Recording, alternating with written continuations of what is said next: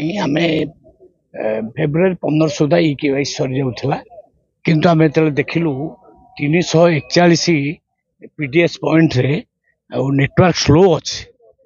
कौटी network आदौ ना से नेटवर्क को भल चलने स्पीडी करने आम विभिन्न गैजेट लगा होची स्पीडी हम एवं से टाइम अवधि आहरी बढ़ागला 31 मार्च सुधा केवाईसी समस्ते